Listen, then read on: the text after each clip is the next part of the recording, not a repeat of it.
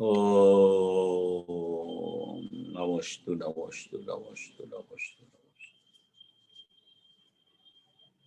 प्रणामो लोई शौत्रिकाड़वर्ती अर्हंताणम। प्रणामो लोई शौत्रिकाड़वर्ती सिद्धाणम। प्रणामो लोई शौत्रिकाड़वर्ती आहिर्याणम। प्रणामो लोई शौत्रिकाड़वर्ती उच्चायाणम। प्रणमो लोये शौत्रिकाड़वर्ती शवशाहनम। ओंकार बिंदु संयुक्तम नित्यम ध्यायन्ति योगिना। कामदम मोक्षदम चैव ओंकाराय नमो नमः। मंगलम भगवान वीरो मंगलम गौतमो गणी। मंगलम कुंकुंदार्यो जैनधर्मोस्तु मंगलम। सर्वमंगल मांगल्यम सर्व कल्याण कारकम। प्रधानम सर्वधर्माणम जैनम जयतु शासनम। नमः समयशाराय स्वानुभूत्या चकाशते। चित्स्वभावाय भावाय सर्वभावांतरच्छिदे। एगो में शाश्वतो ज्ञान दर्शन लक्षणों। शेषा में बाहिरा भाव सवे संयोग लखा। मारो सुशाश्वत एक दर्शन ज्ञान लक्षण जीव छे। बाकी बधा संयोग लक्षण भाव मुझती बाह्य छे। હું એક શુદ્ધ સદા રૂપી જ્ઞાન દર્શન મય કરે. કઈ અન્ય તે મારું જરી પરમાણુ માત્ર નથી કરે. જે જાણતો અરહંતને ગુણ દ્રવ્યને પર્યાયપણે. તે જીવ જાણે આત્મને તસુ મોહ પામે લઈ કરે. નથી અપ્રમત કે પ્રમત નથી જે એક જ્ઞાયક ભાવ છે. એ રીત શુદ્ધ કથાઈને જે જ્ઞાત તે તો તે જ છે. જેમ નેત્ર તેમજ જ્ઞાન નથી કારક નથી વેદ કરે. જાણે જ કર્મોદય નિર્જરા બંધ તેમજ મોક્ષ ને. ધ્રુવ અચલ ને અનુપમ ગતિ પામેલ સર્વસિદ્ધ ને. વંદી કહું શ્રુત કેવડી કથિત આશમય પ્રાવૃત હો. તુ સ્થાપ નિજને મોક્ષ પંથે ધ્યાન ભવતે અને તેમાં જ નિત્ય વિહાર કર. नहीं विहर पर द्रव्यो विषय। ओम श्री नमः शिवाय नमः शिवाय नमः शिवाय। योगींद्र देव द्वारा आचार्य योगींद्र देव द्वारा रचा हुआ ये परमात्मा प्रकाश नामक ग्रंथ है। उसकी 68 नंबर की गाथा के ऊपर पूज्य गुरुदेव श्री का अक्षरस्थ प्रवचन है, उसके ऊपर अपनी चर्चा चल रही है। 68 गाथा का जो विषय बताते हैं ये बहुत टाइम से चल रहा है। सबको मालूम है कि इसमें पूरी त्रिकाली द्रव्य की सत्ता को सिद्ध करते हैं। त्रिकाली द्रव्य के अलावा जितनी भी प्रमाण का द्रव्य की विशेषताएं हैं, प्रमाण का द्रव्य में त्रिकाली द्रव्य रहता है, उसके अलावा जितनी भी चर्चाएं हैं उसका सबका यहाँ निषेध किया गया है। निषेध किया गया है माने कि वो त्रिकाली द्रव्य में वो चीज ही नहीं है। पर्याय का बंध मोक्ष नहीं है, पर्याय का उत्पाद भी नहीं है, और पर्याय का बंध मार्ग और मोक्ष मार्ग जो समय समय में प्रकट हो रहा है वो भी सचमुच में त्रिकाली द्रव्य में नहीं है। प्रमाण का द्रव्य से देखे तो सब चीज मौजूद है। त्रिकाली द्रव्य में देखे तो कोई पर्याय, कोई संयोगी पर्याय रूप भाव कि कोई स्वाभाविक पर्याय भाव, कोई भाव त्रिकाली द्रव्य में नहीं रहता है। ऐसा यहाँ शुद्ध उपादेय भूत तत्व त्रिकाली द्रव्य जो त्रिकाल ज्ञान दर्शनमयी सत्ता है, शाश्वत सत्ता है, अभेद एक रूप सत्ता है, स्वभाव से ही जो ज्ञायक है उसको ज्ञायक बनना नहीं है, परिणाम में अशुद्धता का अभाव होके शुद्धता जो प्रकट होती है, वो परिणाम की व्यवस्था सब है, मगर वो परिणाम का आश्रयभूत तत्व त्रिकाली द्रव्य रहता है।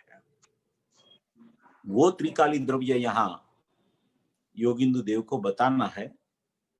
वो सत्ता यहाँ योगिंदु देव आचार्य को बतानी है कि हम तुझे, जो तेरा वास्तविक लोक है, चैतन्य लोक, हम तुझे वहां ले जा रहे हैं।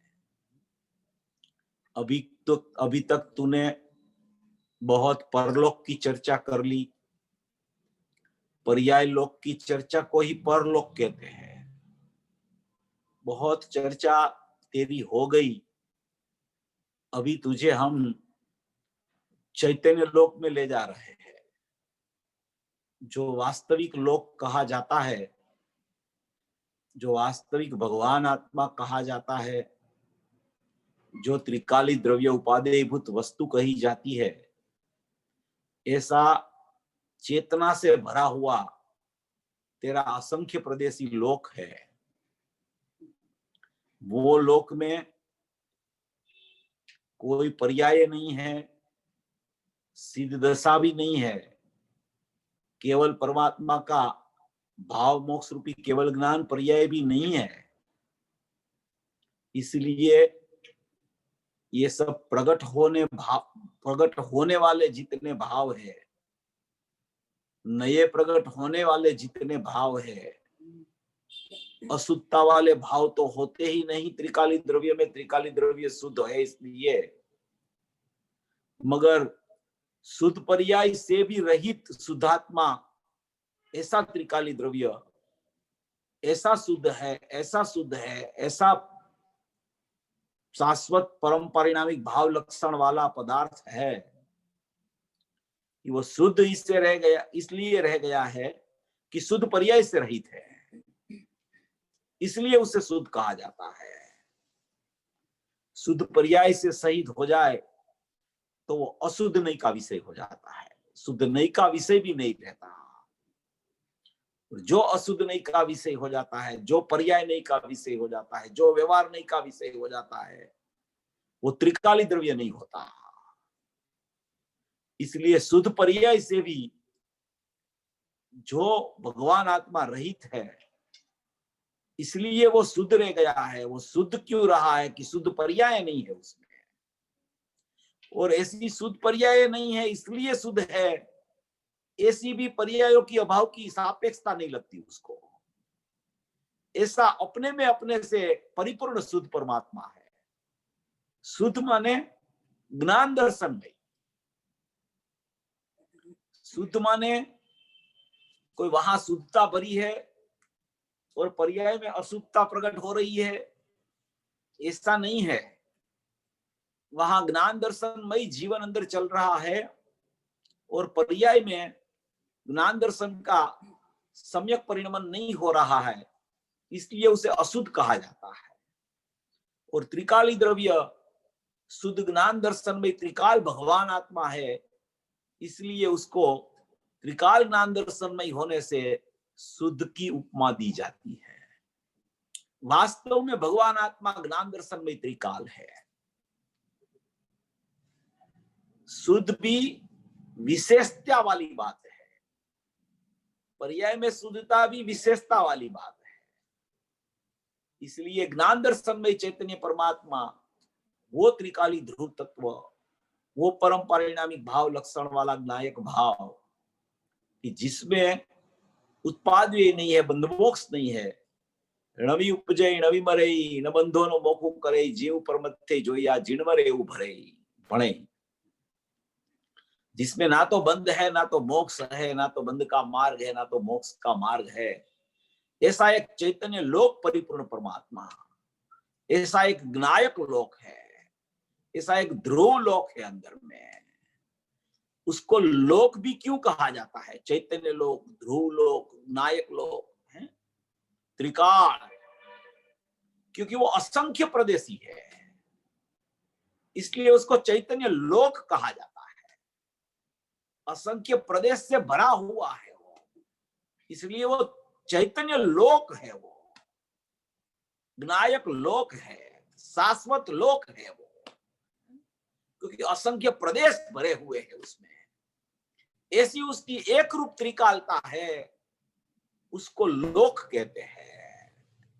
ऐसा परमात्मा, ऐसा चैतन्य स्वरूप भगवान आत्मा, ऐसा त्रिकाली द्रव्य, ऐसा ज्ञान दर्शनमय परमात्मा, उसको यहाँ ये 68 नंबर की गाथा में बता रहे हैं।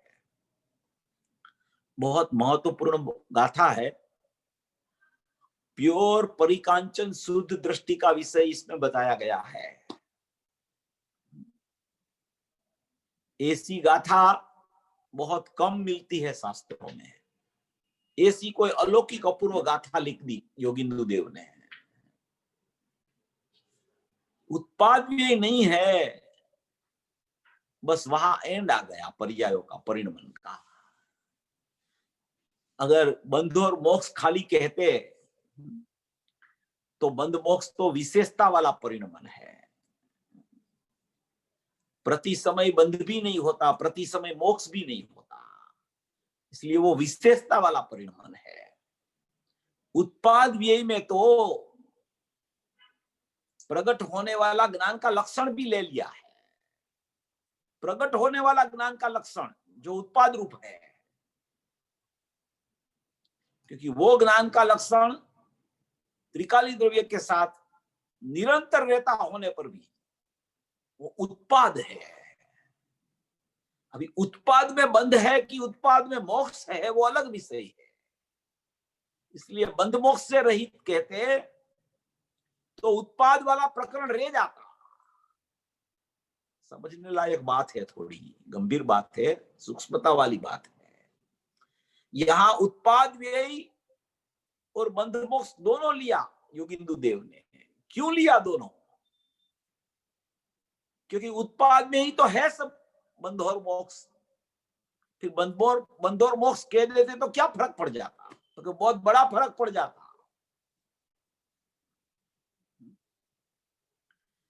क्योंकि बंध एक समय की अवस्था, मोक्ष भी एक समय की अवस्था। सभी पर्यायों में बंध भी नहीं होता और सभी पर्यायों में मोक्ष भी नहीं होता।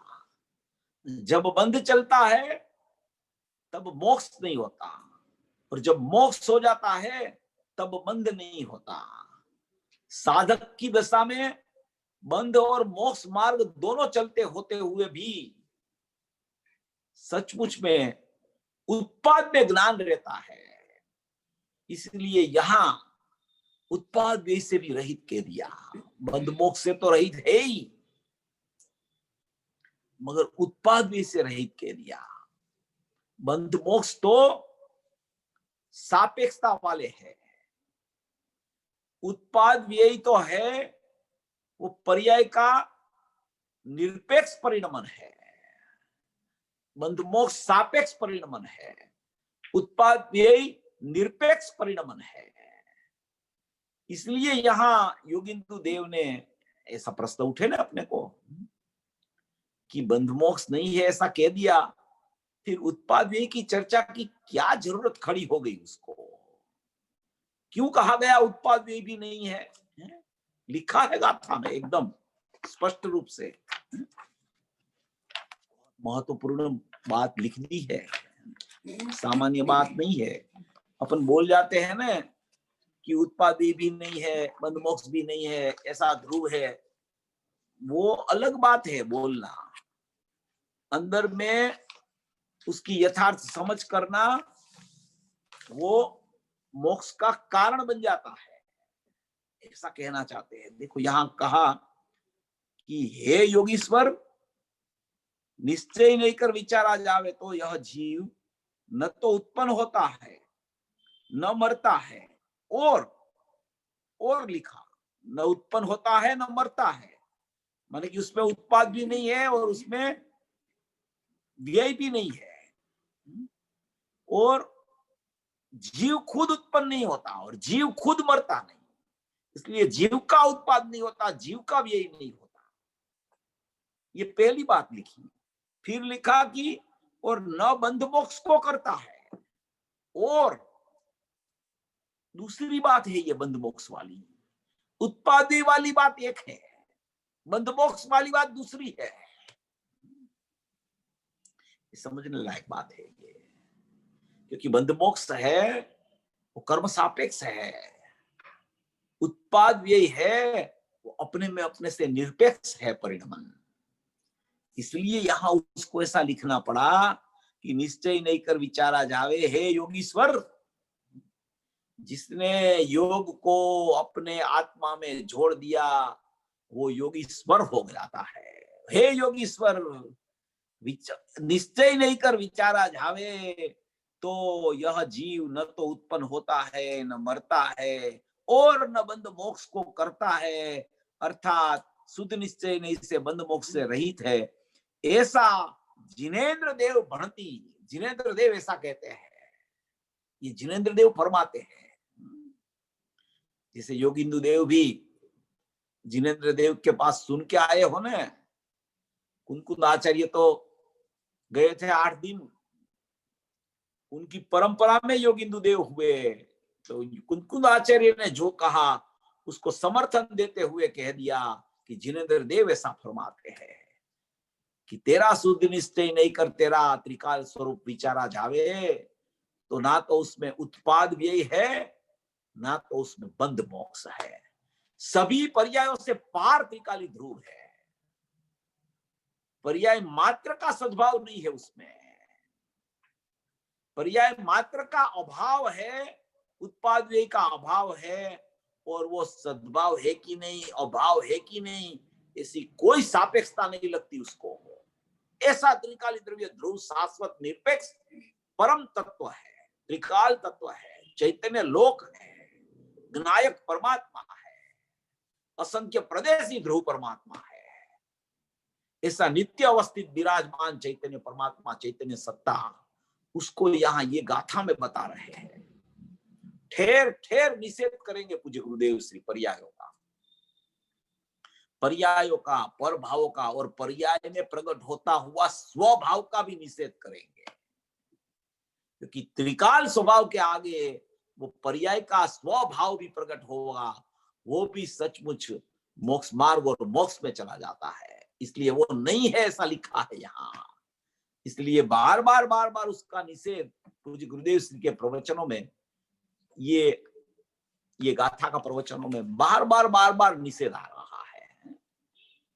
बहुत चर्चा अपनी तो हो गई है कि द्रव्य में पर्याय नहीं है, द्रव्य में उत्पाद व्यय नहीं है, द्रव्य में बंध मोक्ष नहीं है। ऐसा द्रव्य को समझना है, ऐसा द्रव्य की चर्चा चल रही है, ऐसा द्रव्य यहाँ बता रहे हैं। समझ सब चल रही है पर्याय में, बंध हो रहा है पर्याय में, मोक्ष मार्ग हो रहा है पर्याय में, बंध मार्ग हो रहा है पर्याय में, मोक्ष हो रहा है पर्याय में, उत्पाद हो रहा है पर्याय में, व्यय हो रहा है पर्याय का। सब विधि पर्याय में हो रही है, मगर वो विधि द्रव्य के समझ पूर्वक जब होने लगे तब वहां बंध की जगह मोक्ष मार्ग और मोक्ष परिणमने लगता है, और तब उसको पता चलता है कि बंध की पर्याय नहीं है, इसलिए बंध के अभाव पूर्वक मोक्ष हुआ, उसकी पर्याय भी द्रव्य में नहीं है।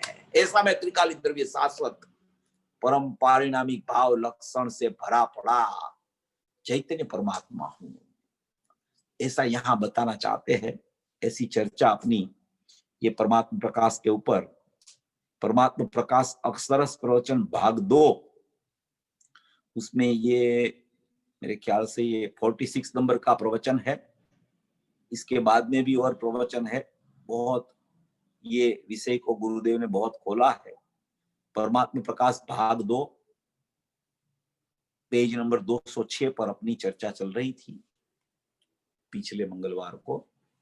तो ये 206 नंबर का पेज पर जो चर्चा चल रही है उसको अपन देखते हैं। नीचे से है, नीचे जो 2 पैराग्राफ है उसमें ऊपर का पैराग्राफ पढ़ लिया था, उसको देख के फिर अपन उसके नीचे वाला पैराग्राफ में चले जाएंगे।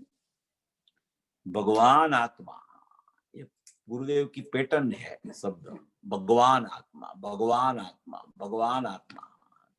72 नंबर की गाथा समय सार में आचार्य भगवान ने 3 बार भगवान आत्मा कहा। 3 बार भगवान आत्मा कहा, उसका मतलब यह है कि दर्शन रूप भी भगवान आत्मा है, ज्ञान रूप भी भगवान आत्मा है और चारित्र रूप भी भगवान आत्मा है। ऐसा भगवान आत्मा ज्ञायक भाव, ऐसा त्रिकाल भगवान आत्मा, ऐसा शाश्वत भगवान आत्मा, ऐसा चैतन्य लोक भगवान आत्मा, ऐसा ज्ञान दर्शन से भरा पड़ा हुआ भगवान आत्मा, ऐसा भगवान आत्मा निश्चय में बंधपूर्वक हो तो वस्तु का ही अभाव हो जाए, माने कि उसमें जो बंध हो तो भगवान आत्मा में बंध हो तो वस्तु का ही अभाव हो जाए, तो बंधा ही रहे जीव, कभी छूटे ही नहीं। और बंध रूप वस्तु हो जाए तो बंध पर्याय रूप जो वस्तु हो जाए तो वस्तु का ही अभाव हो जाए। बंध का तो नाश होता है, तो वस्तु का भी नाश हो जाए, तो वस्तु का ही अभाव हो जाए। वस्तु में तो बंध है ही नहीं, वस्तु में तो बंध है ही नहीं। बंध की चर्चा कर रहे हैं, बंध नहीं है वस्तु में, कि बंध ही नहीं है तो फिर बंध का अभाव करना, मोक्ष मार्ग प्रकट करना, मोक्ष प्रकट करना, ये सब चर्चाएं आप करते क्यों हो? अगर बंध ही नहीं है द्रव्य में और बंध के अभाव पूर्वक होने वाला मोक्ष भी अगर द्रव्य में नहीं है तो फिर उसकी चर्चा की जरूरत क्या है? अब बार बार ये उठाते क्यों हो बंध मोक्ष की चर्चा? एक ही बात है, तूने माना नहीं है, तेरी मान्यता पलटी नहीं है, इसलिए ठेर ठेर आचार्य भगवान और ज्ञानी पुरुष जो है वो इसका उपदेश बार बार बार बार दे रहे हैं। तू कैसे भी करके वहां से छूट जा और तेरा चैतन्य लोक में चला जा, तेरा भगवान आत्मा को देख ले, उसकी दृष्टि कर ले, उसको पहचान ले, उसकी परिपूर्णता का आदर कर ले, आश्रयभूत तत्व में तू डूब जा। इसलिए ये कह रहे हैं कि तुझे बंध मोक्ष की ही परवाह हो रही है, और जहां जिसको भूल के बंध मोक्ष होने वाला है वो उसको क्यों भूल जाता है बार बार, इसलिए वो बार बार वो याद करा रहे हैं कि भगवान आत्मा निश्चय में बंध पूर्वक हो तो वस्तु का ही अभाव हो जाए। वस्तु में तो बंध है नहीं, है बंध है वह निश्चय नहीं कर होता ही नहीं, इस कारण बंध के अभाव रूप मोक्ष है वह भी शुद्ध निश्चय नहीं कर नहीं है। शुद्ध निश्चय नहीं कर बंध नहीं है, इसलिए बंध के अभाव पूर्वक मोक्ष पर्याय प्रकट होती है, वो भी शुद्ध निश्चय नहीं कर नहीं होती, क्योंकि ये सब बंध और मोक्ष दोनों पर्याय में है और दोनों उत्पाद के विशेषण है। उत्पाद वाली पर्याय में या तो बंध चलता है या तो उत्पाद वाली पर्याय में बंध का अभाव होके मोक्ष की पर्याय प्रकट होती है। दोनों उत्पाद रूप है और दोनों पर्याय है, इसलिए शुद्ध निश्चय नहीं कर देखा जाए तो सचमुच में भगवान आत्मा में ना तो बंध है और ना तो मोक्ष है। वह भी शुद्ध निश्चय नहीं कर मोक्ष भी नहीं है। पर्याय में जो बंध का अभाव होता है वो तो द्रव्य में है ही नहीं, द्रव्य में बंध नहीं तो बंध का अभाव करके मोक्ष करना ये भी वस्तु में है नहीं। ये तो कैसी वस्तु है, गुरुदेव बोल रहे हैं, ऐसे आश्चर्य प्रकट कर रहे हैं, ये तो कैसी वस्तु है, ये कैसी वस्तु कही जा रही है, ये क्या बताना चाहते हैं आचार्य भगवान, तुझे कहां ले जाना चाहते हैं और तू कहां खड़ा खड़ा देख रहा है, ये बता रहे हैं। गुरुदेव कहते हैं ये कैसी वस्तु, ये वस्तु कैसी है कि जिसमें ना तो बंध है, जिसमें ना तो मोक्ष है, और बंध का अभाव करने के लिए तो वो पुरुषार्थ कर रहा है, मोक्ष प्रकट करने के लिए पुरुषार्थ कर रहा है, और सचमुच में वो वस्तु में तो है ही नहीं और वो खुद तो वस्तु है। तो ये क्यों चल रहा है ये सब? तो वस्तु को नहीं पहचाना, वस्तु को यथार्थ रूप से जाना और माना नहीं, इसलिए ये बंध और मोक्ष की परिणाम की व्यवस्था चल रही है। बंध का अभाव और बंध का अभाव पूर्वक मोक्ष का सद्भाव। बंध जब तक हो रहा है कब तक? स्वरूप को न पहचाने तो बंध, स्वरूप को पहचाने तो मोक्ष। तो स्वरूप को पहले पहचान ले तो तेरी मोक्ष की पर्याय प्रकट हो जाएगी, और वो प्रकट भी सचमुच में एक समय का व्यवहार आत्मा में प्रकट होगी, निश्चय आत्मा में तो कोई बंध मोक्ष की पर्याय का सद्भाव है ही नहीं, प्रकट होना ही नहीं है। जितना प्रकट होता है वो सब पर द्रव्य है, और जितना प्रकट है वो सचमुच में त्रिकाली द्रव्य है। गुरुदेव को एक बार पूछा था, गुरुदेव को एक बार पूछा, इसमें भी मेरे ख्याल से आता है, ये गाथा में भी आया है कि वे पर्याय द्रव्य से कितनी दूर है। आप बार बार बोल रहे हो कि पर्याय को छोड़ दो, पर्याय का लक्ष्य छोड़ दो, पर्याय की दृष्टि छोड़ दो, पर्याय दृष्टि उठा लो, तो कितनी दूर है पर्याय द्रव्य से? ऐसा प्रश्न नियम सार में किया गया था। हाँ, 50वीं गाथा में आया है। नियम सार की 50वीं गाथा में यह प्रश्न उठाया श्रोता ने। पर द्रव्य पर स्वभाव है कह रहे हो पर्याय को, और साइक भाव को पर द्रव्य कह रहे हो, सातों तत्वों का समूह को 38वीं गाथा में पर द्रव्य कह रहे हो, और यहाँ तो उससे भी 50वीं गाथा में आगे बढ़ के नियम सार में आपने पर द्रव्य है और पर स्वभाव कह दिया। पर स्वभाव, पर भाव नहीं। पर भाव अलग चीज है और पर स्वभाव अलग चीज है।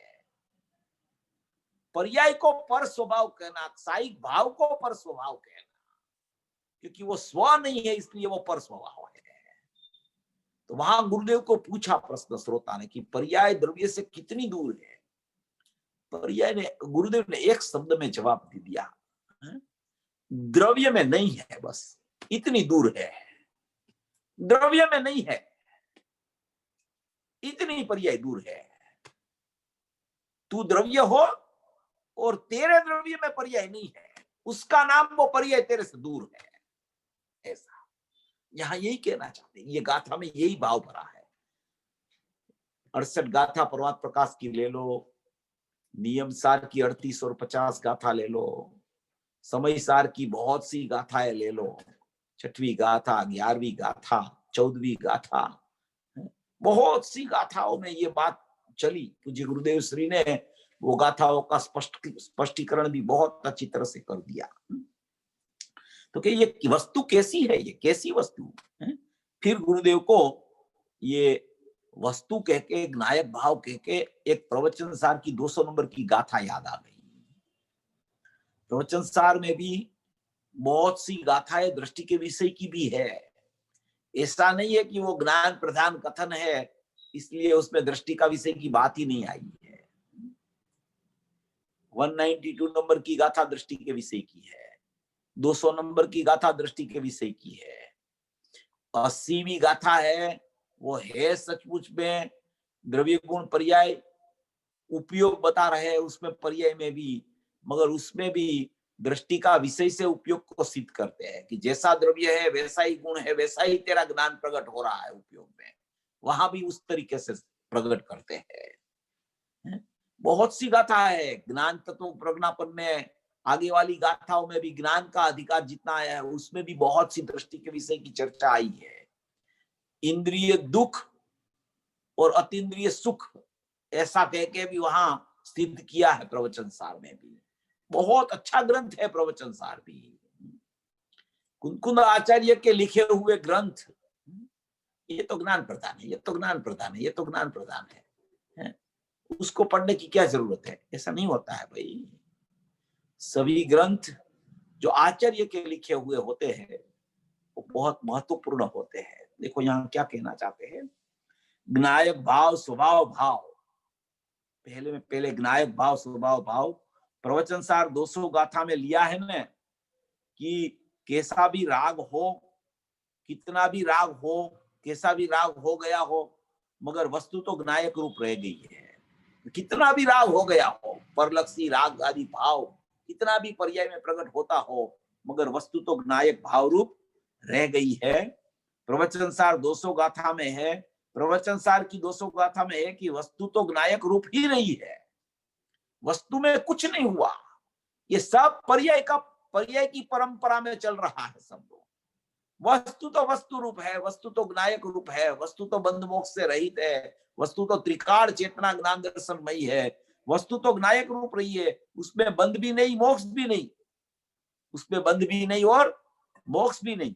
वस्तु में क्या, वस्तु में थोड़ी बंध होता है, वस्तु में थोड़ी मोक्ष होता है। अगर वस्तु ही बंध जाए तो किसके आश्रय से वो बंध छूटे?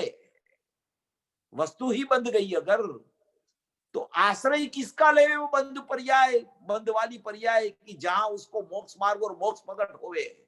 आश्रयभूत तत्व उसमें कोई पर्याय नहीं होती, ना बंध होता है ना मोक्ष होता है, ना उत्पाद होता है ना यही होता है। आश्रयभूत तत्व त्रिकाल शाश्वत अपरिणामी तत्व ज्ञायक भाव रूप रह रहा है, स्वभाव भाव रूप बसता है, ऐसा ज्ञायक भाव है। उसमें बंध भी नहीं, ज्ञायक भाव रूपी रहा है, उसमें बंध भी नहीं, मोक्ष भी नहीं। वस्तु में क्या? हाँ, ऐसी वस्तु की दृष्टि करनी, ऐसा कहा उसमें प्रवचन सार में, ऐसा कहा कि ऐसी वस्तु की दृष्टि करना, ऐसी वस्तु की दृष्टि करना, दृष्टि पर्याय, वस्तु द्रव्य और वस्तु की दृष्टि करना, ऐसा प्रवचन सार 200 गाथा में कहा कि ज्ञायक भाव रूप रह गया है, ना तो उसमें बंध है ना तो उसमें मोक्ष है। उसकी दृष्टि तू ज्ञायक भाव की कर ले, तू परम परिणामिक भाव लक्षण वाला परम निरपेक्ष परमात्मा है, त्रिकाल द्रव्य है, शाश्वत द्रव्य है, चेतनामय पदार्थ है, उसकी दृष्टि कर ले। ऐसी वस्तु की दृष्टि करना, उस ऐसा कहा उसमें, ऐसी वस्तु की दृष्टि करना ऐसा कहा 207 नंबर का पेज। उसमें कितना पुरुषार्थ है, गुरुदेव बोलते हैं कितना पुरुषार्थ है उसमें। दृष्टि कर लो, दृष्टि कर लो, दृष्टि कर लो नायक की, बस इतना ही काम है और काम ही नहीं है। तो इसमें कितना पुरुषार्थ है, तो उसमें क्या पुरुषार्थ दृष्टि करने में? मैं नायक को हो गई दृष्टि। अरे भाई ऐसा नहीं होता है भाई, दृष्टि ऐसे नहीं होती। तो कर ली होती सब जीवों ने, क्यों नहीं होती दृष्टि? बहुत पुरुषार्थ है, बहुत ज्ञायक का वलन चलना चाहिए, बहुत ज्ञायक की महिमा चलनी चाहिए, बहुत अपने स्वभाव का माने की पहचान होनी चाहिए अच्छी तरह से, जानकारी बहुत अच्छी तरह से ज्ञायक भाव की होनी चाहिए। और जहां पुरुषार्थ चलता है, जहां दृष्टि है, जहां पर्याय है, उसकी भी समझ नहीं होवे तो उसमें पुरुषार्थ द्रव्य की तरफ नहीं चलता। दोनों की यथार्थ समझ जब हो जाती है ना, तब पुरुषार्थ द्रव्य की तरफ चला जाता है। इसलिए गुरुदेव कहते हैं कि दृष्टि करनी, उसमें कितना पुरुषार्थ है, बहुत पुरुषार्थ है, ऐसा कह रहे हैं। साधारण बात नहीं है दृष्टि करना। वो भाई ऐसा है कि 6 महीने और 8 समय में 608 जीव निगोद में से निकलते हैं, नित्य निगोद में से। नरक के नीचे निगोद होती है। आज ही परमात्मा प्रकाश की गाथा चली, पूज्य गुरुदेव श्री की, उसमें आया कि ऐसे तो पूरे लोक में निगोद है, मगर वास्तविक सिद्धांतिक देखो तो नरक जो 7 नरक है उसके नीचे निगोद है। तो वो निगोद में से 6 महीने में 608 जीव निकलते हैं, और 6 महीने और 608 जीव, 6 महीने और 8 समय में 608 जीव निकले, और 6 महीने और 8 समय में 608 जीव मोक्ष में चले जाते हैं। इतने कम जीव क्यों मोक्ष में जाते हैं? इतने कम जीव क्यों मोक्ष मार्ग रूप परिणमते हैं और मोक्ष में जाते हैं? तो कि भाई अनंता पुरुषार्थ है द्रव्य की दृष्टि करना। ऐसे उसमें कुछ पुरुषार्थ ही नहीं है ने, ऐसे तो दृष्टि तो ऐसे बस द्रव्य की दृष्टि कर लो, हो गया काम। ऐसे खोखला नहीं बना देता नायक भाव को, जैसे कुछ है ही नहीं, निर्माल्यता जैसा हो जाता है। ऐसे नहीं है भाई, बहुत पुरुषार्थ है। पुरुषार्थ पर्याय में चलता है, तो पुरुषार्थ का मतलब पर्याय दृष्टि नहीं हो जाती है। पुरुषार्थ बहुत है। क्या पुरुषार्थ है? नायक का निर्णय करने में बहुत पुरुषार्थ है, निर्णय के बाद में दृष्टि करने में बहुत पुरुषार्थ है। तो पुरुषार्थ तो होना ही चाहिए, प्रत्येक समय की पर्याय में पुरुषार्थ चलना चाहिए। क्या यथार्थ समझ का पुरुषार्थ चलना ही चाहिए। इसलिए कहते हैं कि कितना पुरुषार्थ है। पुरुषार्थ द्रव्य की तरफ चलना, द्रव्य का निर्णय के लिए चलना, त्रिकाली वस्तु के लिए चलना, उत्पादी जिसमें नहीं है, जिसमें बंध मोक्ष नहीं है, जो नायक स्वरूपी वस्तु पड़ी है उसके लिए पुरुषार्थ चलना। वो सोगानी जी का बोल आता है ना कि पुरुषार्थ का धाम में पुरुषार्थ लग जाए, पुरुषार्थ का धाम में पुरुषार्थ लग जाए, पुरुषार्थ अभेद हो जाए, पुरुषार्थ लगे उसमें। तो पुरुषार्थ का धाम तो है, मगर पुरुषार्थ लगना चाहिए कि ये पुरुषार्थ का धाम है, ऐसा पुरुषार्थ चलना चाहिए। अभी पुरुषार्थ ही नहीं चले तो क्या पुरुषार्थ की क्या जरूरत है? अरे भाई बहुत पुरुषार्थ की जरूरत है। कितना पुरुषार्थ गुरुदेव बोलते हैं यहाँ, दृष्टि करना द्रव्य की, उसमें कितना बड़ा पुरुषार्थ है, सामान्य बात नहीं है। ये तो क्या है कि गुरुदेव के निमित्त से ये सब बातें और सब गाथाओं का भाव गुरुदेव ने प्रदर्शित कर दिया कि द्रव्य में पर्याय नहीं है, द्रव्य में बंधमोक्ष नहीं है, द्रव्य में उत्पाद्य नहीं है। ऐसी ऐसी आचार्य भगवान की गाथाएं बता के अपने सामने रख दी। सोगानी जी का द्रव्य दृष्टि प्रकाश भी बाहर आ गया, तो दृष्टि का विषय एकदम खुल गया, एकदम खुल गया। तो लोगों को ऐसा लगने लगा कि ये तो क्या है, इसमें दृष्टि का विषय की दृष्टि करना, उसमें कौन सी बड़ी बात है, इसमें क्या पुरुषार्थ है, उसमें हो जाएगी दृष्टि। अभी तू यही काम कर और कुछ करना नहीं, काम यही करना है। पुरुषार्थ चाहिए, उसका सततता चाहिए, निरंतरता चाहिए, लगनी लगनी चाहिए, पर से और पर्याय से दृष्टि हटनी चाहिए। उसकी दृष्टि हटे बिना द्रव्य की दृष्टि नहीं होती। इसलिए कहते हैं कितना पुरुषार्थ है। ये 200वीं गाथा लिखी ना प्रवचन सार की, बहुत मार्मिक गाथा है 200 नंबर की गाथा। उसमें बहुत प्रकरण आया है। देखो 200 गाथा का बहुत प्रकरण अच्छा है। इतना आचार्य भगवान ने भर दिया है 200 गाथा में, बहुत सी चर्चा है 200 गाथा में। गुरुदेव के 4-5 तो प्रवचन है उसके ऊपर, प्रवचन सार की 200 गाथा में। ये 200 गाथा है ना, वो ज्ञेय तत्व प्रज्ञापन की आखिरी गाथा है। बाद में चरणानुयोग चूलिका शुरू होती है। 1 से 92 गाथा तक ज्ञान तत्व प्रज्ञापन, 93 से 200 गाथा तक ज्ञेय तत्व प्रज्ञापन, और 201 से 275 गाथा तक चरणानुयोग चूलिका चली है। इसमें ये 200 नंबर की गाथा में आया है। देखो 200 नंबर की गाथा में कितनी क्या क्या कहना चाहते हैं, उसमें क्या कहना चाहते हैं कि प्रथम तो ऐसा लिखा है इसमें गाथा में, टीका में लिखा है, प्रथम तो मैं स्वभाव से ही ज्ञायक हूं। क्या लिखा है? आचार्य भगवान के शब्द है टीका में। प्रथम तो मैं स्वभाव से ही ज्ञायक हूं, स्वभाव से ही ज्ञायक हूं मैं। प्रथम तो लिखा है, प्रथम तो मैं स्वभाव से ही ज्ञायक हूं, और केवल ज्ञायक होने से मेरे को विश्व के साथ सहज ज्ञेय ज्ञायक लक्षण संबंध है, मगर दूसरा स्वस्वामी लक्षण आदि संबंध नहीं है। इसलिए मेरे को कोई प्रत्यय ममत्व नहीं है। मैं निर्ममत्व स्वभाव में ग्रहण करता हूं। ज्ञायक भाव को निर्ममत्व स्वभाव ही है, उसको ग्रहण करता हूं और सबको परित्यजता हूं, क्योंकि दूसरे कोई किसी के साथ मेरा स्वस्वामी संबंध नहीं है। मात्र ज्ञेय ज्ञायक संबंध है, ना तो स्वस्वामी संबंध है, ना तो कर्ता कर्म संबंध है, ना तो निमित्त नैमित्तिक संबंध है। मात्र ज्ञाता और ज्ञेय का संबंध है। वो भी ज्ञान में वो सब ज्ञेय प्रतिभाषित होते हैं, अंदर में खोड़ा गए हैं, अंदर में कोतरा गए हैं, ऐसा लिखा है यहाँ नीचे भी देखो। ये बहुत बहुत अच्छी गाथा है, बहुत पढ़ने लायक है, बहुत समझने लायक गाथा है।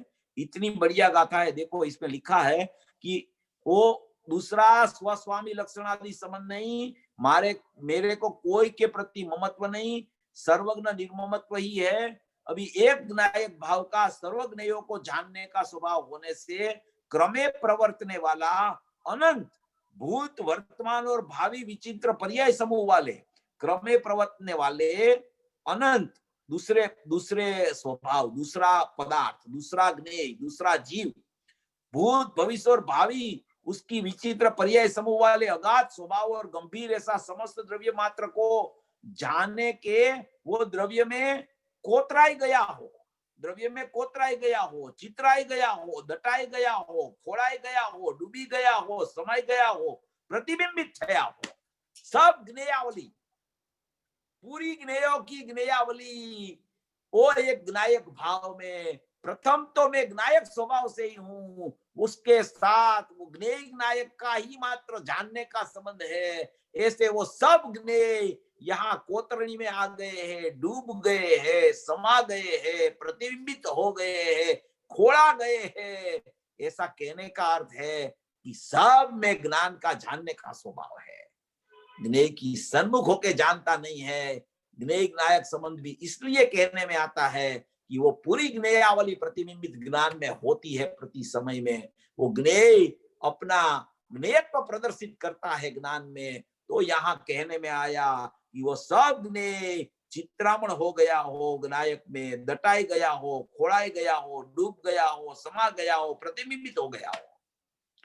ऐसा ये ज्ञायक भाव, स्वभाव से ही ज्ञायक भाव, परिपूर्ण ज्ञायक भाव, वो ज्ञायक भाव सभी ज्ञेयों का ममत्व छोड़ के ज्ञायक भाव निर्ममत्व है, उसको मैं ग्रहण करता हूं। कितना पुरुषार्थ है उसमें। कोई ज्ञेयावली को ज्ञान में प्रतिबिंबित होने में ज्ञायक उसको रोक नहीं सकता। ऐसा समय ही नहीं आता कोई कि कोई ज्ञेय प्रतिबिंबित न हो गए। ज्ञेय प्रतिबिंबित हो रहे हैं, डूब गए हैं, खोला गए हैं, कोतरा गए हैं, उसमें उसको ज्ञायक को देखना है, उसमें उसको दृष्टि करना है ज्ञायक की।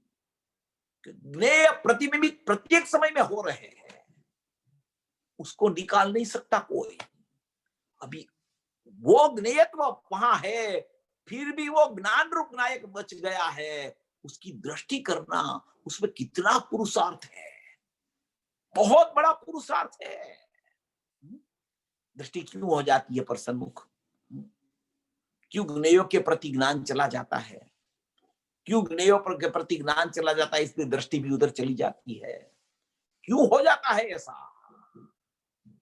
इसलिए ये गाथा की, गुरुदेव ने ये गाथा क्यों ली और फिर उसमें बोले कि दृष्टि करना वो कितना पुरुषार्थ है।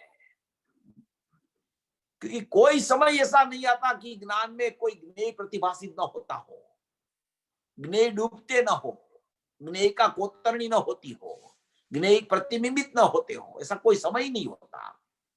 केवल ज्ञान में भी होता है, कोई समय नहीं होता। उसमें से वो ज्ञेयाकार को तिरोभूत करके ज्ञानाकार ज्ञायक भाव है, उस पर दृष्टि करना वो कितना बड़ा पुरुषार्थ है। सामान्य पुरुषार्थ नहीं है, ये बोलने का मार्ग नहीं है, इसमें कुछ पुरुषार्थ ही नहीं है, ऐसा नहीं है। बहुत बड़ा पुरुषार्थ है, भेद ज्ञान का पुरुषार्थ है। अभेद में जाने के लिए, अभेद में जाने के लिए भेद ज्ञान करके, भेदा भेद स्वरूप में जो हो रहा है उसका ज्ञान करके वो ज्ञान को भी छोड़ के ज्ञायक में चले जाना, इसका नाम उसकी दृष्टि की, इसका नाम पुरुषार्थ। ऐसा पुरुषार्थ है उसमें, क्योंकि ये तो कभी ज्ञेय है पृथक, प्रतिबिंबित हुए बिना नहीं रहने वाले। इसलिए यहाँ पूरी गाथा बहुत बढ़िया है। आप लोग स्वाध्याय करना उसका, इतना मजा आएगा, इतना मजा आएगा। इसलिए यहाँ पुरुषार्थ की परिभाषा गुरुदेव ने बताई है। पुरुषार्थ ऐसे ऐसा नहीं बोलते गुरुदेव, ये 200 गाथा की बात कह के ऐसी वस्तु की दृष्टि करना, ऐसा कहा, उसमें कितना पुरुषार्थ है। दृष्टि कर लो, दृष्टि कर लो, पर दृष्टि कैसे होवे, उसकी विधि होती है, उसकी समझ होती है, उसका द्रव्य पर्याय का ज्ञान यथार्थ होता है। वो द्रव्य में पर्याय नहीं है ऐसा ज्ञान होता है, द्रव्य में बंधमोक्ष नहीं है ऐसा द्रव्य का ज्ञान होता है, द्रव्य में उत्पाद्य नहीं है ऐसा द्रव्य का ज्ञान होता है। ऐसी द्रव्य की महिमा आती है, तब वो उसकी दृष्टि होती है, तब अकेला ज्ञायक भाव दृष्टि में आता है, तब परिपूर्ण शाश्वत परमात्मा दृष्टि में आके ज्ञान में स्वसंवेदन रूप अनुभव आता है, वेदन होता है। तब ऐसा कहना चाहते हैं, बहुत बड़ा पुरुषार्थ है, इसलिए 200 गाथा उठाई यहां।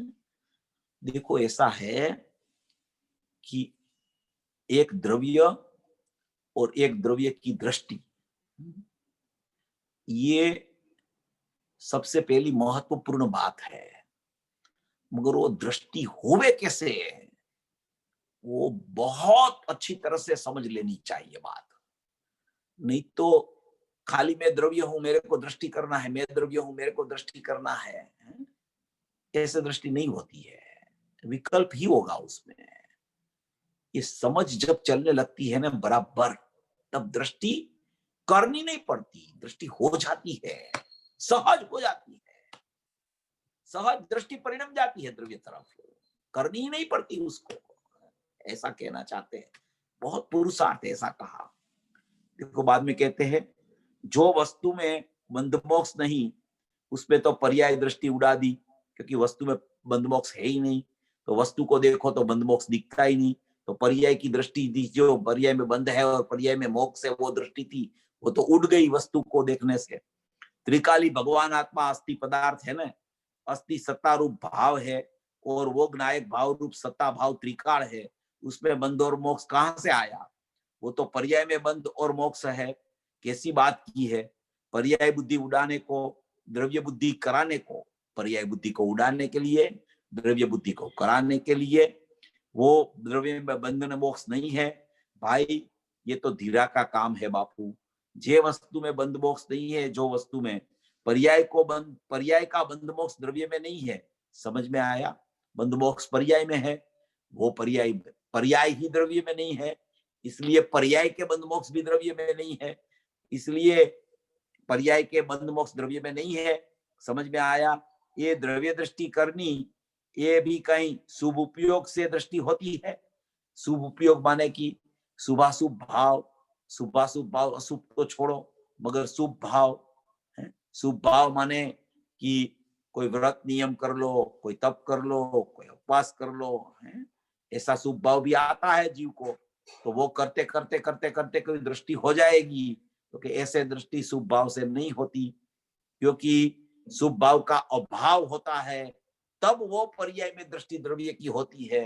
अगर शुभ भाव से होती तो उसका अभाव नहीं होता, वो पर्याय में शुभ भाव चालू रख के दृष्टि हो जाती, इसलिए शुभ भाव से कभी दृष्टि नहीं होती। शुभ भाव बंध का कारण है, दृष्टि द्रव्य की हुई तो मोक्ष मार्ग प्रकट हुआ, वो मोक्ष का कारण है।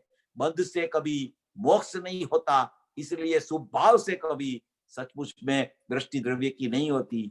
शुभ भाव है वो परलक्षी भाव है, परलक्षी भाव से कभी स्वलक्षी भाव नहीं होता, इसलिए द्रव्य की दृष्टि शुभ भाव से नहीं होती। तीर्थंकर साक्षात बैठे हो, साक्षात तीर्थंकर परमात्मा बैठे हो, और उसकी दिव्य ध्वनि खीरती हो,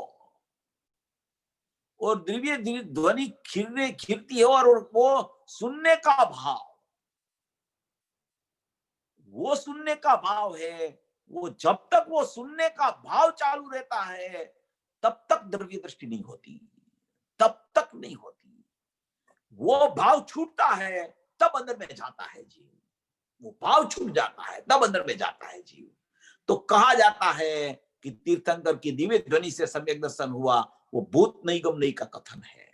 भूत नैगम नहीं, भूतकाल की पर्याय में ऐसा दिव्य ध्वनि सुनने का परिणाम था, तो वर्तमान काल की पर्याय में द्रव्य की दृष्टि हो गई। वो द्रव्य की दृष्टि, वो दृष्टि खुद कर्ता बन के अपने द्रव्य को कर्म बनाती है, उसमें तीर्थंकर भगवान का कुछ भी अंश उसमें कार्य नहीं कर सकता, कुछ भी कार्य नहीं कर सकता, लेस मात्र भी नहीं कर सकता। निमित्त रूप से है, वो तो एकदम बराबर है, निमित्त रूप से उसका आदर भी है, उसका विवेक भी है, उसकी देशना भी सुनी जाती है, और देशना होती भी है, और कोई जीव देशना लब्धि सुनने से पहले सम्यक दृष्टि होता भी नहीं, पूर्व भव में सुना हो, कभी भी सुना हो, ये तो होता ही है। सयोपसम, विशुद्धि, देशना, प्रायोग्य और करण, ये लब्धि के प्रकार है। देशना कीर्ति है, लब्धि यहां प्रकट हो जाती है, मगर वो शुभ भाव है, वो पर्याय व्यय होती है, तब ये दृष्टि वाली पर्याय का उत्पाद होके द्रव्य की दृष्टि होती है। उसका नाम सम्यक दर्शन है, उसका नाम मोक्ष मार्ग है, और वो मोक्ष मार्ग आगे बढ़ के मोक्ष होता है, और वो मोक्ष त्रिकाली द्रव्य में नहीं है, वो दृष्टि भी त्रिकाली द्रव्य में नहीं है। ऐसा दृष्टि का विषय द्रव्य जो है वो परिपूर्ण परमात्मा है, ऐसा ज्ञायक भाव है, ऐसा शुद्ध तत्व है, ऐसा ज्ञान दर्शन में चैतन्य लोक है, ऐसा कहना चाहते हैं। कि शुभ भाव से क्या होता है द्रव्य दृष्टि? बिल्कुल नहीं होती, वो आकुलता का कारण है। शुभ भाव आश्रव भाव है, आश्रव भाव से कभी संवर नहीं होता, आश्रव का अभाव पूर्वक समर होता है, आश्रव का निरोध पूर्वक समर होता है। संवर की उत्पत्ति आश्रव का अभाव पूर्वक होती है, इसलिए आश्रव उसमें कुछ कार्य नहीं कर सकता। इसलिए यहाँ कहते हैं कि द्रव्य दृष्टि करना एक कोई शुभ उपयोग से होता है, तो मुमुक्षु कहते हैं कि वो पर्याय में रुक जाता है। तो हाँ, वो पर्याय रुक जाती है वहां। द्रव्य में तो कुछ नहीं है, द्रव्य में तो पर्याय ही नहीं है, इसलिए पर्याय का रुकना कि नहीं रुकना प्रश्न ही नहीं खड़ा होता। यहाँ तो ये खुलासा आया कि जिसपे बंध मोक्ष नहीं ऐसी चीज, वो चीज को पकड़ना, वो क्या शुभराग पकड़ सकता है? समझ में आया? वो तो शुद्ध उपयोग से ही पकड़ में आती है, शुभराग से पकड़ में नहीं आता, शुद्ध उपयोग से पकड़ में आता है। उपयोग जब नायक में लगता है तब शुद्ध उपयोग हो जाता है, उसको शुद्ध उपयोग से पकड़ में आया ऐसा कहने में आता है। शुद्ध उपयोग है पर्याय, मगर उसका ध्येय पूरा पूर्ण द्रव्य है। देखो, शुद्ध उपयोग से प्रकट में आता है, शुद्ध उपयोग से पकड़ में आता है, तो अभी तो शुद्ध उपयोग है नहीं अपने पास, अज्ञानी के पास तो शुद्ध उपयोग है नहीं, और पकड़ में आता है शुद्ध उपयोग से। तो अभी शुद्ध उपयोग नहीं है तो पकड़ में नहीं आएगा द्रव्य। तो क्या शुद्ध उपयोग नहीं है मगर उपयोग है तेरे पास ज्ञान है, तो वो उपयोग और दृष्टि मेघनायक हुए से लग जावे तो शुद्ध उपयोग परिणमित हो जाता है। तो वो उपयोग नायक की सन्मुख परिणमित होवे, उसको शुद्ध उपयोग कहा जाता है। तो ऐसा कहा जाता है कि शुद्ध उपयोग से नायक पकड़ में आता है। वो जयसेनाचार्य की टीका में पूज्य गुरुदेव श्री ने 320 गाथा में 3रा नंबर का प्रवचन है, उसमें पहली लाइन में लिखा कि ये अतीन्द्रिय ज्ञान से पकड़ में आने वाली चीज है। कैसे? अतीन्द्रिय ज्ञान से पकड़ में आने वाली चीज है। अतीन्द्रिय ज्ञान माने शुद्ध उपयोग, शुद्ध उपयोग से पकड़ में आने वाली चीज है, यही क्या कहते हैं, पकड़ में आती है, शुद्ध उपयोग से पकड़ में आती है, अतीन्द्रिय ज्ञान से पकड़ में आती है। अतीन्द्रिय ज्ञान तो है नहीं, अभी तो इंद्रिय ज्ञान है, तो हमको तो कभी आएगी नहीं दृष्टि में। ये प्रश्न उठाया है, ज्ञान गोष्ठी में भी ये प्रश्न आया है कि हमारे पास तो अतीन्द्रिय ज्ञान है नहीं, शुद्ध उपयोग है नहीं, हमारे पास तो इंद्रिय ज्ञान है, और आप कहते हो कि शुद्ध उपयोग से पकड़ में आता है, अतीन्द्रिय ज्ञान से पकड़ में आता है। तो कैसे हमको तो आएगा ही नहीं पकड़ में, तो बात खत्म हो गई। अज्ञानी अज्ञानी ही रहेगा, और जो ज्ञानी हो गया वो ज्ञानी ही रहेगा। यह तो वो ज्ञानी होगा ही कैसे, वो अज्ञान में से, अगर शुद्ध उपयोग तो है ही नहीं उसके पास। तो क्या तेरे पास शुद्ध उपयोग नहीं है, मगर तेरे पास उपयोग है, वो उपयोग से तू नायक है, ऐसी दृष्टि तेरी बन जाए तो वो उसका नाम शुद्ध उपयोग हो जाता है। तो ऐसा कहा जाता है कि शुद्ध उपयोग से पकड़ में आने वाली चीज है, शुद्ध उपयोग से पकड़ में आती है। शुद्ध उपयोग है पर्याय, मगर उसका ध्येय तो पूर्ण द्रव्य है, जन्म मरण रहित होने का वो उपाय है। शरीर जुआन हो, रूप वाला हो, पैसा 5-50 लाख हो, कुटुंब स्त्री पुत्र ठीक हो, इसलिए उसको ऐसा लगे कि हमको तो सब ठीक है प्रभु, बापू प्रभु तू किस तरफ रुक गया। बहुत से जीव तो इसमें ही रुक जाते हैं, बहुत से जीव तो इसी में ही रुक जाते हैं। संयोग की अनुकूलता, बाहर की सब व्यवस्था अच्छी होती है, तो सब अच्छा ही है, बस अपने को तो दुख ही कहाँ है, अपने तो सुखी है, अपने को दुख ही नहीं है। काल्पनिक सुख लगता है उसको आत्मिक सुख, इसलिए भ्रमणा में राचता है जीवन आदि से, संसार अवस्था में परिभ्रमण कर रहा है, और उसमें सुख भाषित कल्पना का होता है। ये पूरी कोरी कल्पना है, कोरी कल्पना है। गुरुदेव तो वैराग्य की बात भी बहुत कर देते हैं, और वो बहुत से लोगों को तो कह भी देते हैं। वो राजा आता था ना, वो भावनगर वाला, तो उसको कहते थे कि थोड़ा पैसा मांगे वो छोटा भिखारी। कृष्ण कुमार आते थे, उसको भी बोलते थे, वो सामने बैठे और बोलते थे कि ज्यादा मांगे तो वो बड़ा भिखारी। भिखारी कहते थे राजा को। ये गुरुदेव की कमाल है। ये गुरुदेव की शक्ति है। क्यों ये वो कह सकते हैं ऐसा कि अपना आत्मा उसको ख्याल में आ गया है, सदुपयोग चल रहा है, सदुपयोग से आत्मा के बल से वो बोल रहे हैं। और वो राजा भी बैठे हो तो वो हंसते थे कि हाँ सही बात है, ऐसा कहते थे, सही बात है आपकी, सही बात है, ऐसा कहते हैं। तो गुरुदेव की बात में सब बातें आती है। तो फिर मुमुक्षु प्रश्न करते हैं, देखो ये बहुत प्रश्न, मुमुक्षु कहने वाले का भी प्रश्न देखो कि व्यवहार की अपेक्षा से तो ठीक है वो, क्या ठीक है व्यवहार की अपेक्षा से, कि ये सब कुटुंब परिवार उसमें उसको ठीक लगता है, उसको हमको तो सब ठीक है। तो वो श्रोता ने प्रश्न उठा कि व्यवहार की अपेक्षा से वो तो सब होता है ना, व्यवहार की अपेक्षा है, व्यवहार की अपेक्षा से तो ठीक है। गुरुदेव कहते हैं व्यवहार की अपेक्षा से भी अठीक है, व्यवहार की अपेक्षा से भी वो अठीक है। व्यवहार किसको कहते हैं? तो गुरुदेव कहते हैं मोक्ष मार्ग वो व्यवहार है। ये तूने व्यवहार मान रखा है कि कुटुंब श्री परिवार अच्छे हो ने उसमें हमको अच्छा लगे ने पूरा संसार में सुख है तो सुख है, तो के मोक्ष मार्ग वो व्यवहार है, वो व्यवहार है। वो भी सचमुच में व्यवहार तो त्रिकाली द्रव्य में नहीं है, वो भी मोक्ष मार्ग वो व्यवहार है, उसकी अपेक्षा है तो वो अठीक है। मोक्ष मार्ग और मोक्ष भी पर्याय वो व्यवहार है, मोक्ष मार्ग व्यवहार है, उसकी अपेक्षा से तो वो दूसरा व्यवहार ऊपर वाला आपने बताया वो भी अठीक है। वो व्यवहार की, सच्चा व्यवहार की अपेक्षा से तो वो भी झूठा व्यवहार है, ऐसा कहना चाहते हैं। मोक्ष मार्ग वो व्यवहार है, उसकी अपेक्षा से तो वो अठीक है। मोक्ष मार्ग और मोक्ष भी पर्याय वो व्यवहार है। डॉक्टर ने मुदत दिया है, वो जो उसकी बात चल रही है ना, वो उसका बात कर रहे हैं, वो प्रकरण अलग है थोड़ा। 48 घंटा ध्यान रखना, वो स्थिति में 48 लोगों को ऐसा हो गया, अभी क्या होगा, क्योंकि 48 आवर्स में तो देह छूट जाएगा, 48 कलाक में क्या होगा, वो राग की एकता की पीड़ा। गुरुदेव कहते हैं कि वो राग की एकता की पीड़ा है, शरीर की पीड़ा नहीं है।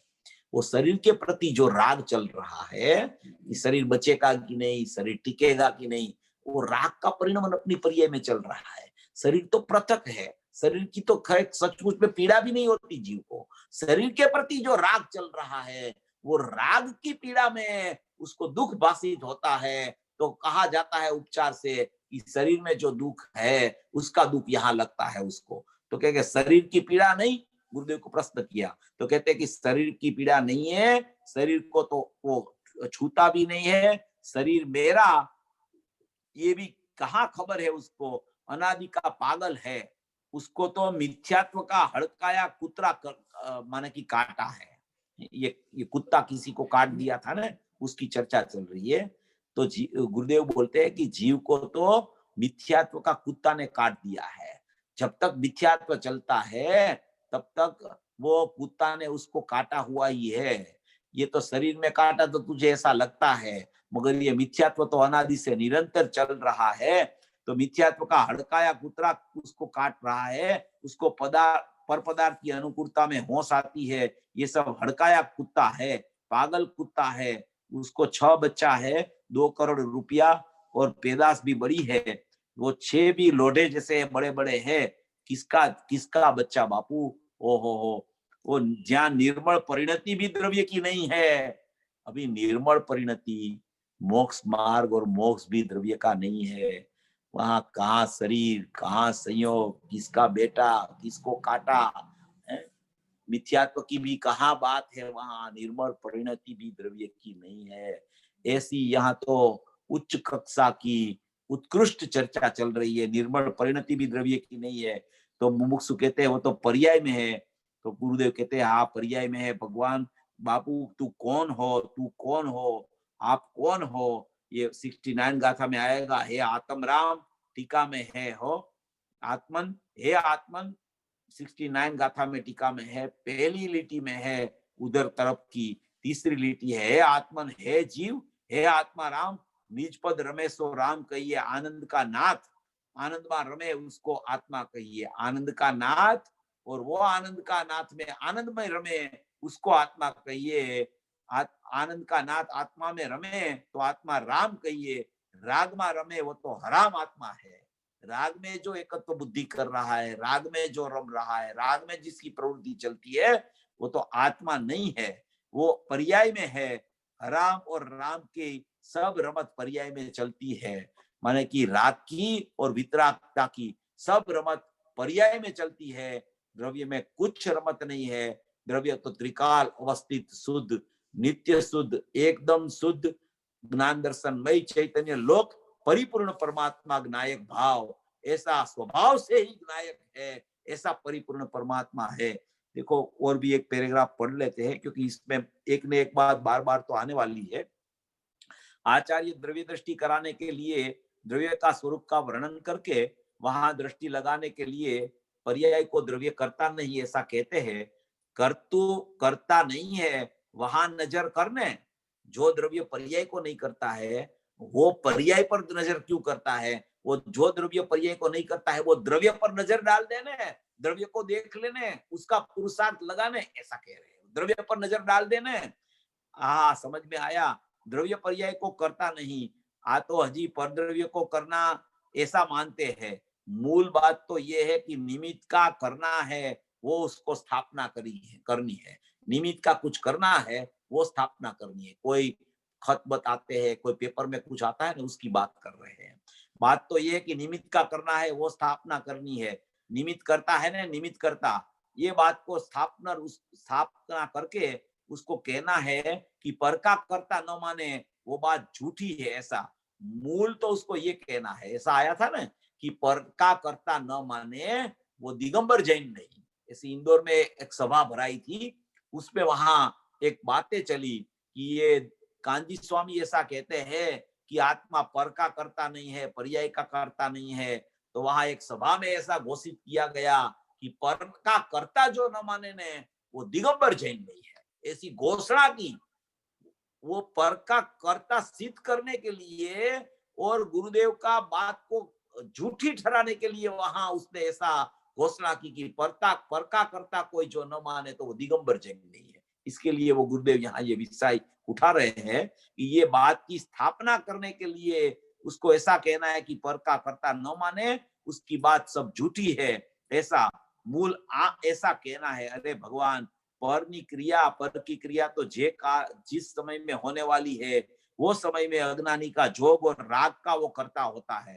अज्ञानी का योग और राग, वो सोमी गाथा समय सार में आया है कि पर का करता जीव नहीं है, मगर अपनी पर्याय में अज्ञान भाव से जो जोग और राग भाव प्रवर्त रहे हैं, उसका अज्ञान अपेक्षा से उसको कर्ता कहने में आता है।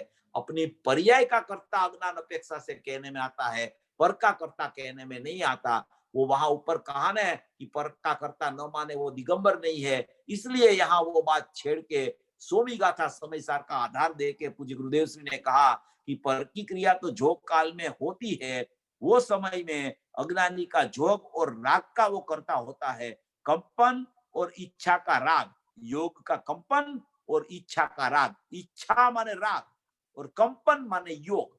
कंपन चलता है ना, योग का कंपन चलता है। मन वचन काय का योग होता है, उसका कंपन चलता है। और इच्छा जो चल रही है, इच्छा माने वो राग है, वो चारित्र की पर्याय में इच्छा चल रही है, उसको राग कहा जाता है। तो वो इच्छा और कंपन उसको निमित्त कहने में आता है। पर की पर्याय तो वो काल से उसके कारण हुई है, उसपे वो जोग और विकल्प का कर्ता अज्ञानी आत्मा है, उसको निमित्त कर्ता कहने में आया है। समझ में आया? ज्ञानी तो निमित्त कर्ता भी नहीं, निमित्त है इतना कहने में आता है। और धर्मी तो निज स्वभाव की दृष्टि में है, उस कारण से अपना सम्यक ज्ञान में पर चीज निमित्त पड़ी, ऐसे निमित्त हुआ। अज्ञानी ऐसे निमित्त कर्ता हो गया। ये निमित्त कर्ता और ये अकर्ता कैसा है, ज्ञानी और अज्ञानी का स्वरूप यहाँ पूज्य गुरुदेव श्री ने बताया। फिर वो ढेबर भाई वड़ा प्रधान हुए थे, उसकी भी बात आ रही है। अपना टाइम हो गया है। उसके बाद में जो चर्चा आ रही है ना, वो साकल से बंधा हुआ पुरुष, उसकी चर्चा बहुत महत्वपूर्ण है। उसको अपन अगले ट्यूसडे को लेंगे। इतना अभी रखते हैं। ऐसा स्वरूप समझकर सभी भवी जीव अपना चैतन्य लोक में आरूढ़ हो जाए, ऐसी मंगल भाव। બહુ સરસ. સ્પેશિયલી નિર્ણય ને નિર્ણય પરથી આપણે દ્રષ્ટિ કરવાની જે સ્પષ્ટતા જે ગુરુદેવે આપી અને પછી આપે પ્રવચન સળગાતા 200 લઈને વળી એમને લોકોને યાદ કરાવી દીધો. બહુ સરસ. જેને સવાલ હોય એ અનમ્યુટ કરે, એટલે માઇક્રોફોન પર ક્લિક કરશો તો અનમ્યુટ થઈ જશે, અને ફોનથી આવ્યા તો *6 દબાવજો તો તમે અનમ્યુટ થઈ જશો, તો એક પછી એક સવાલ કરી શકો છો. તો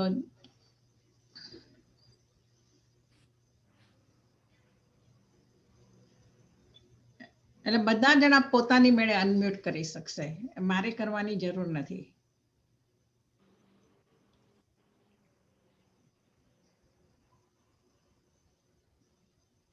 આઈ ગેસ બધા આજે એકદમ તમે જે વાત કરી છે એના ચિંતનમાં પડી ગયા છે. આ વિષય થોડો આમ સામાન્ય વિષય છે, આમ પ્રયોજનભૂત છે, બધું એવું છે. પ્રયોજન ઘણો ઘણો જ. हाँ मंजरी बेन, आप सवाल पूछ सकते हो. પ્રણામ ચેતનભાઈ, મારું નામ મંજરી છું અને હું હમણાં ખાલી થોડા વખતથી આપનું સાંભળું છું. મને એક સવાલ થાય કે આપે સમજાવ્યું બરાબર લાગ્યું કે અશુભ તો આશ્રવ છે જ અને બંધનું કારણ છે, અને શુભ પણ છે, તો શુદ્ધ જ એક કારણ સાચું જ છે. તો તમે એમ કહ્યું કે તો પછી અશુભમાંથી તો આપણે નીકળવાનું જ છે. હમણાં તો અજ્ઞાન દશા જ વર્તાય છે, બરાબર છે? તો અશુભમાંથી તો આપણે નીકળવું તો પડશે ને, તો પછી આપણે શુભમાં કઈ ક્રિયા કરીએ તો એને પણ બંધનું કારણ સમજી લઈએ અને હજી શુદ્ધ સુધી તો પહોંચી નથી શક્યા, તો આ કઈ રીતે આનો રસ્તો નીકળી શકે? इसमें ऐसा है कि आपको ये शुभ भाव का निषेध जो करने में आता है ना यहाँ, और शुभ भाव की जो आकुलता रूप प्रवृत्ति में से निकालने के लिए जो निषेध करने में आता है, वो अशुभ में जाने के लिए नहीं करने में आता है, शुद्ध में जाने के लिए शुभ का निषेध होता है. कोई अशुभ की क्रिया ही करता रहे और शुभ भाव का परिणाम उसको चलता ही नहीं हो, तो वो तो प्योर अशुद्धता में माने की है, उसकी तो गति ही खराब हो जाएगी. वो बात तो है ही नहीं यहाँ पे. इसलिए पहले में पहले तो यहाँ जो शुभ का निषेध करने में आता है ना, वो शुद्ध में जाने के लिए करने में आता है, अशुभ में जाने के लिए नहीं करने में आता है. कि अभी अभी अभी अपन शुभ में ही नहीं रहेंगे तो अपन तो अशुभ में चले जाएंगे, तो फिर क्या होगा? ऐसा नहीं है. ये यथार्थ समझ करनी पड़ेगी उसको कि अशुभ भाव का परिणमन तो नरक और तिर्यंच गति का कारण है, शुभ भाव का परिणमन तो मनुष्य और देव गति का कारण है, और शुद्ध भाव का परिणमन है वो मोक्ष में जाने का कारण है. तो अभी उसको पहले तो ये निर्णय करना चाहिए कि मेरे को जाना कहाँ है, मेरे को मोक्ष चाहिए कि मेरे को गति चाहिए. पहले वो निर्णय करना चाहिए उसको.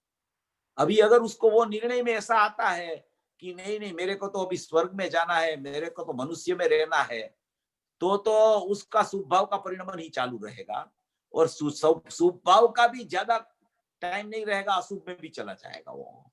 मगर उसकी भावना में, उसकी अभिप्राय में ये बात होगी कि मुझे तो सचमुच में त्रिकाली द्रव्य को भेंटना है और मोक्ष मार्ग प्रकट करना है, और मोक्ष लक्ष्मी मेरे को प्रकट करनी है, ऐसी उसको अभिप्राय में भावना चलने लगेगी. तो फिर वो अभिप्राय की भावना जो चलती है ना, वो उत्कृष्ट शुभ भाव है. जो क्रिया रूप शुभ भाव है उससे भी अभिप्राय में जो भावना चल रही है ना, वो शुभ भाव जो चल रहा है ना, वो शुद्ध में ले जाने वाला शुभ भाव है. और वो जो क्रिया रूप शुभ भाव है ना, वो तो आकुलता रूप शुभ भाव है, क्योंकि वो क्रिया तो अपनी इच्छा से कर रहा है कि अगर मैं नहीं करूंगा तो मैं अशुभ में चला जाऊंगा. इसलिए वो शुभ की प्रवृत्ति में रहने के लिए, अशुभ में न जाने के लिए शुभ कर रहा है. उसकी भावना वहां वो नहीं है कि मोक्ष चाहिए. मोक्ष की भावना जिसको हो, आत्मा की जिसको भावना हो, मोक्ष मार्ग प्रकट करने की जिसको सचमुच में भावना हो, तो वो भावना का अभिप्राय जो चलता है उसका, वो अभिप्राय में जो शुभ भाव बंधता है, ऐसा शुभ की क्रिया करने में नहीं बंधता है। वो दो शुभ भाव में भी फर्क है। इसलिए शुभ भाव का आग्रह नहीं रखना चाहिए। शुभ भाव तो सहज में आती हुई प्रक्रिया है, वो आता हुआ भाव है, करने योग्य भाव नहीं है। अगर करने योग्य भाव ऐसा अभिप्राय हो जाएगा तो वहां से निकल ही नहीं सकेगा वो शुभ भाव में से कभी, क्योंकि उसको ऐसा लग रहा है कि शुभ भाव तो करना ही चाहिए, शुभ भाव तो करना ही चाहिए।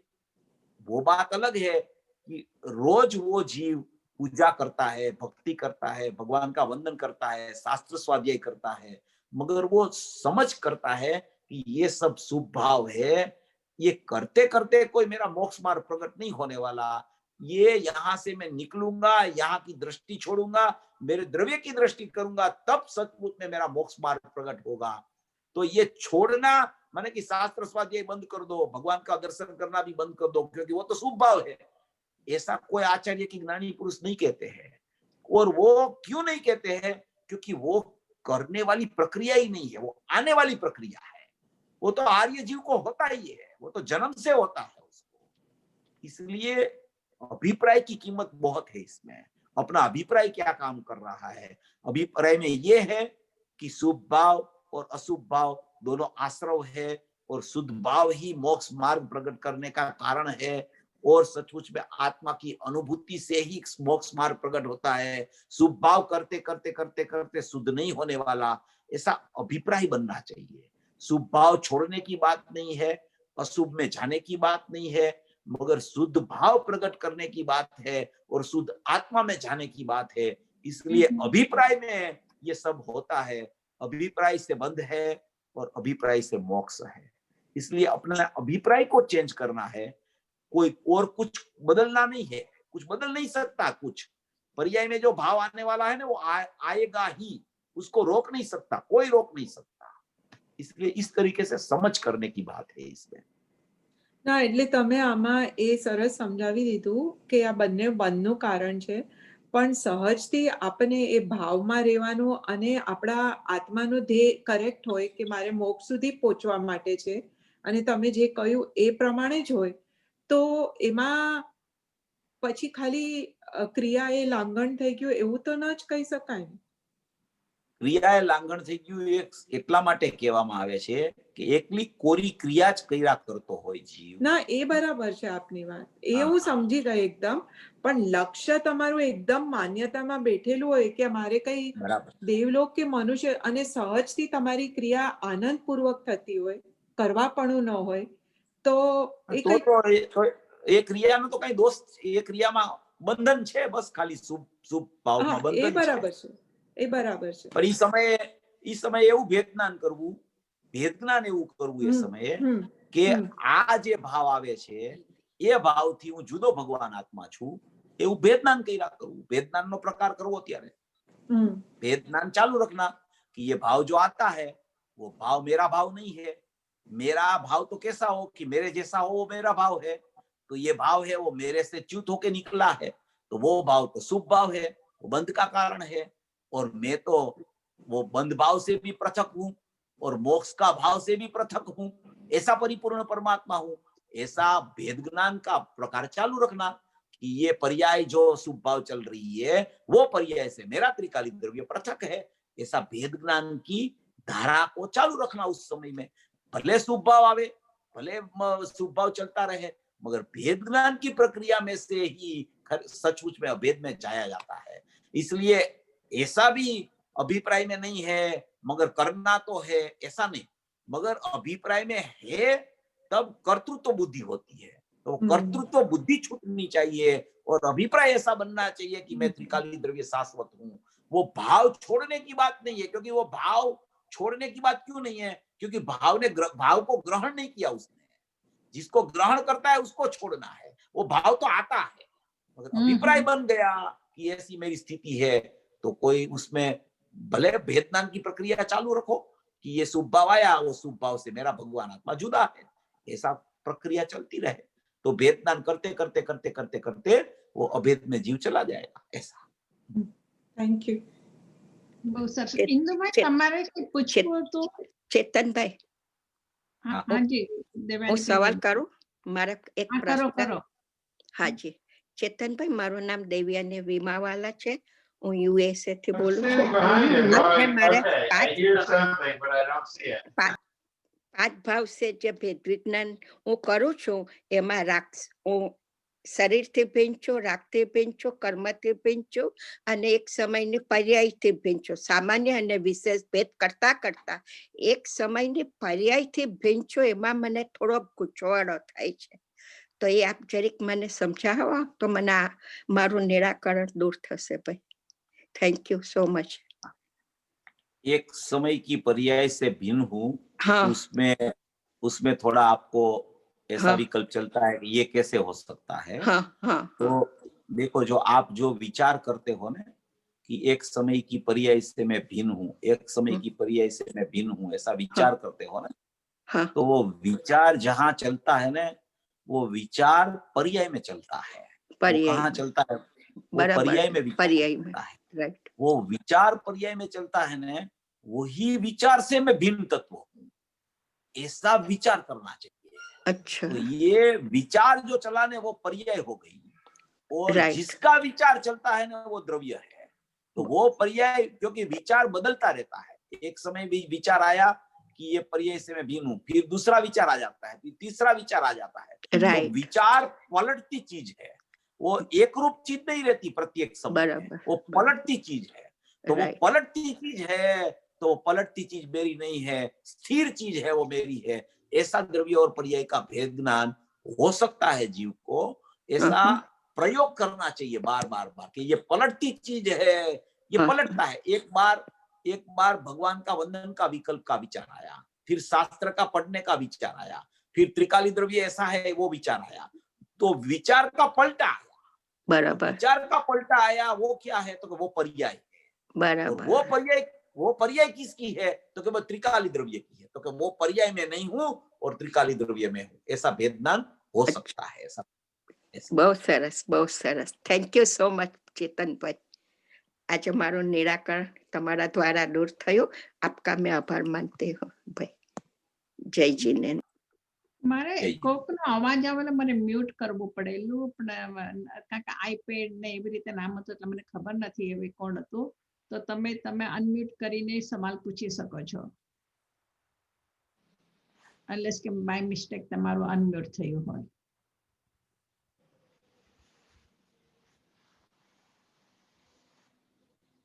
I guess